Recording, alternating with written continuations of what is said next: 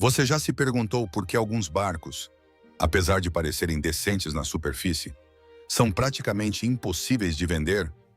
E se a embarcação em que você acabou de investir milhares de dólares for, na verdade, um passivo financeiro prestes a explodir? Você está ciente dos modelos específicos que viram seu valor de revenda despencar para zero quase da noite para o dia devido a defeitos ocultos ou saturação do mercado? Estes são os barcos que já se tornaram inúteis, com valor de revenda zero, e as estatísticas são verdadeiramente alarmantes. Top 1. Sea-Doo Switch 2022-2026.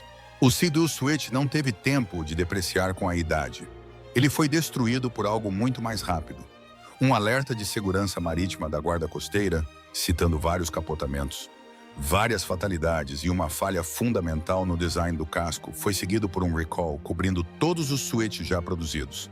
Os Switch usados que custavam de 25 mil dólares americanos a 45 mil dólares americanos agora são listados por 8 mil dólares americanos a 15 mil dólares americanos e estão lutando para encontrar compradores mesmo a esses preços. O problema não é a depreciação padrão, é o estigma.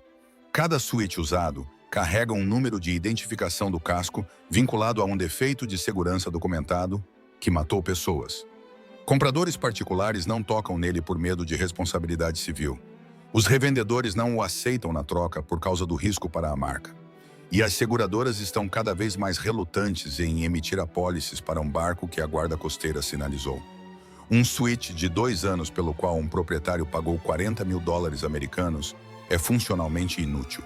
Não por causa da idade ou do desgaste, mas porque a falha de design o tornou invendável no dia em que o recall foi anunciado. O Switch pode ser a embarcação de recreio com a depreciação mais rápida na história marinha moderna, indo do preço de barco novo para uma revenda próxima de zero em menos de 12 meses, sem qualquer ação do proprietário. Top 2. Bayliner 175 Bowrider 2005A 2015. O Bayliner 175 foi o Bowrider de entrada mais vendido por uma década, e exemplares usados desta era atingiram um piso de preço tão baixo que muitos são funcionalmente invendáveis. Modelos 175 em bom estado de 2008 a 2012 são listados por 4 mil dólares americanos a 7 mil dólares americanos em mercados digitais e ficam lá por meses sem ofertas. Os que vendem saem por 2.500 dólares americanos a 4 mil dólares americanos, o que é menos do que o valor do motor de popa e do reboque combinados. A esse preço, o casco em si tem valor zero. O comprador está pagando pelo motor e pelo reboque e levando o barco de graça. A razão pela qual o 175 colapsou tanto é uma combinação da reputação da marca, da construção do espelho de popa e das longarinas com núcleo de madeira que apodrecem após 10 a 15 anos de uso recreativo, e do enorme volume de estoque usado inundando o mercado. Tantos 175 foram vendidos que a oferta de exemplares usados sobrecarrega a demanda do reduzido grupo de compradores dispostos a assumir um barco com histórico estrutural desconhecido. Um perito naval batendo no espelho de popa de um Bayliner 175 de 15 anos e ouvindo um som oco em vez de uma batida sólida, está ouvindo o som de valor de revenda zero. Esse som significa que o núcleo de madeira absorveu água. A integridade estrutural está comprometida e o custo do reparo excede o que o barco vale em perfeitas condições. Milhares desses barcos estão exatamente nesta condição. E seus proprietários estão descobrindo que o barco pelo qual pagaram 18 mil dólares americanos agora vale menos do que a taxa de marina que pagam para guardá-lo. Top 3. Rinker Captiva 232, 2004, a 2012. O Rinker Captiva era um bowrider de rabeta de gama média que vendeu em volumes razoáveis antes de o fabricante encerrar a produção. Exemplares usados desta era colapsaram para 5 mil dólares americanos a 10 mil dólares americanos para barcos que custavam de 35 mil dólares americanos a 50 mil dólares americanos novos, representando uma depreciação de 75% a 85%. Mas a verdadeira história é que muitos Captiva 232 não conseguem ser vendidos a preço nenhum, porque a combinação de uma marca morta, um trem de força de rabeta que precisa de manutenção cara e uma cadeia de suprimentos de peças que está secando ativamente cria uma resistência do comprador que nenhum desconto pode superar. O comprador de usados informado pesquisa o nome da marca, descobre que o fabricante não existe mais e passa para um barco de uma empresa que ainda está no mercado. O comprador desinformado faz uma oferta. Depois descobre durante a perícia que a rabeta precisa de foles. Os coletores precisam de substituição e as peças específicas do acabamento interno que estão rachadas não podem ser encontradas.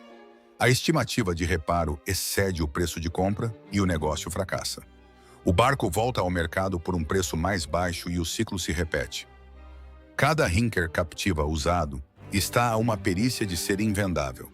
E os proprietários que passaram por esse ciclo 2 vezes são os que listam o barco por $3.000 americanos apenas para parar de pagar seguro e armazenamento por algo que ninguém quer.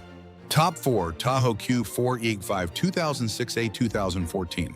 Os Tahoe Q4 e Q5 eram barcos esportivos de rabeta de entrada vendidos através de grandes varejistas de artigos para atividades ao ar livre em volumes enormes. Esse volume é precisamente o que destruiu seu valor de revenda. Tantos Q4 e Q5 foram vendidos que o mercado de usados está permanentemente saturado com a oferta. Exemplares em bom estado são negociados por $4.000 americanos a $8.000 americanos, e dezenas de anúncios idênticos em cada região significam que nenhum vendedor individual tem poder de barganha no preço. A rabeta desses barcos carrega todas as responsabilidades de manutenção padrão e, neste ponto de preço, o custo de um único reparo importante na rabeta excede o valor do barco. Muitos proprietários de Q4 e Q5 estão descobrindo que não podem vender o barco, não podem pagar para consertá-lo e não podem pagar para continuar pagando armazenamento e seguro por algo que pararam de usar. O barco tornou-se um passivo em vez de um ativo, custando dinheiro todos os meses, funcionando ou não. Isso não é depreciação padrão, isso é valor negativo. Quando o custo de propriedade e o custo de reparo excedem o valor de mercado da embarcação, o proprietário fica preso com um produto que o mercado efetivamente rejeitou. Top 5 Glastron MX 185 2006-2014. O Glastron MX 185 era um ball rider compacto que competia no segmento de entrada. Exemplares usados depreciaram a ponto de gerar zero confiança nos compradores de usados.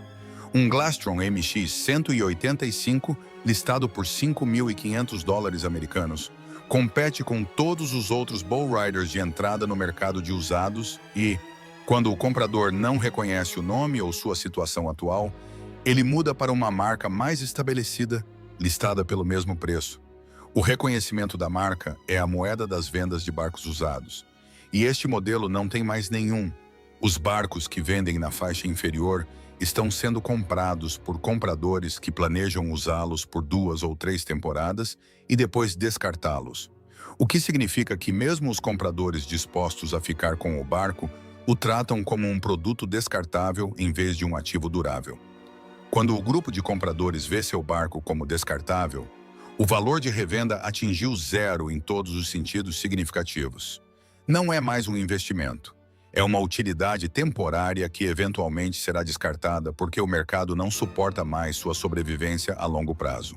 Top 6 Larson LOX 192,005-2014. A Larson construiu ball riders de gama média por décadas antes de a marca passar por mudanças de propriedade e interrupções na produção. O LX 190 e o LX I208 eram seus modelos de volume.